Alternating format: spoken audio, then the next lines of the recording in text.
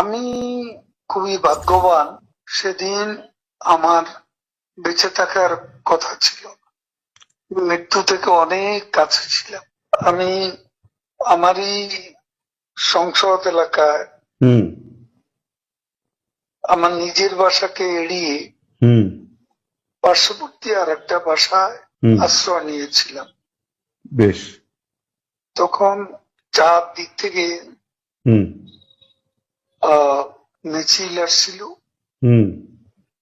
এবং এটা আসলে ছিল প্রধানমন্ত্রী গণভবন কেন্দ্রিক, এবং এটা আমরা অবাক হলাম যে সংসদ এলাকাতেও এটা ছড়িয়ে পড়ে এবং একটা লুটপাটের যে লুম্পেন স্টাইলের কতগুলো ঘটনা ঘটে এবং সেখানে বিভিন্ন ধরনের লোক আসে এবং এদের মধ্যে বেশিরভাগই মনে হয়েছে এটা কোন রাজনৈতিক অভ্যুত্থান, এটা লুটপাটের অভ্যুত্থান। না, একটা কথা জিজ্ঞাসা করি, সে তো আমরা তখন সেটা দেখলাম এবং মাননীয় প্রধানমন্ত্রীকেও যে বাসাতে ছিলাম তারা সে বাসাতেও হামলা করে। আচ্ছা। তারা জানতো না যে সেখানে আমি আছি। আচ্ছা।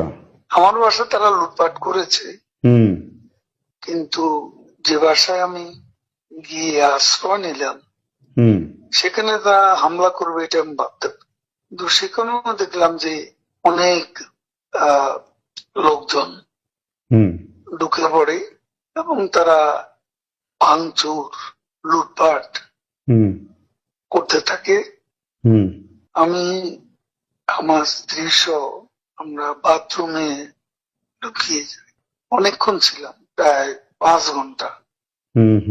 তারপর একটা পর্যায়ে এরা তো ওই বাথরুমের ভিতর সেখানেও কমোড, বেসিন এগুলো তো লুটপাট করেছে সব জায়গায়। সেগুলোর লোভে প্রথমত তাদেরকে আমার ওয়াইফ সেই বাথরুমের মুখে দাঁড়িয়ে বারবার বলছিল যে আমি অসুস্থ,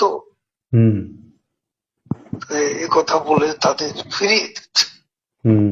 তো একটা পর্যায়ে তারা এই বাথরুমে যেগুলো আছে সেগুলো লুট করার জন্য জোরপূর্বক প্রবাসের হুমকি দেয়। তো সে সময় আমার ওয়াইফ জিজ্ঞেস করে যে কি করবো, খুলে দাও যা হবে। তারপরে 7-8 জন ছেলে ঢুকলো, তার খুবই আক্রমণাত্মক দৃষ্টিভঙ্গি মনোভঙ্গি নিয়ে। তখন হঠাৎ তারা আমার দিকে তাকায়, আমার দিকে তাকিয়ে আপনি নেত্রী চলে গেল, আপনি জাননি কেন? আমি কিছু বলছিলাম। তারপরে ছেলেদের মধ্যে কি ভাবের উদয় হয়েছে জানি না, তারা আমাকে বলে আপনার ছবি তুলবো। তারপর আমার ছবি তুলতে শুরু করলো, সেলফি নিচ্ছিল, ছবি তুলছিল। এরা ছাত্ররা অনেকে আমাকে চেনত, কি কারণে তারা তখন আক্রমণাত্মক যে মনোভাবটা ছিল সেটা নিয়ে এসে শীতল হয়ে গেল। এরা ঠান্ডা মাজাজে তখন কথা বলছিল। আচ্ছা। এদের মধ্যে আবার এক পর্যায়ে একটা গ্রুপ তারা চেয়েছিল আমাকে রাস্তায় সেনাবাহিনী হাতে তুলে দিতে, কেউ কেউ আবার এটাও চেয়েছিল যে জনতার হাতে তুলে দিতে। এটা অবশ্যই তখন একটা মানসিক ভাবে ভেতরে ভেতরে ভেঙে পড়েছিলাম।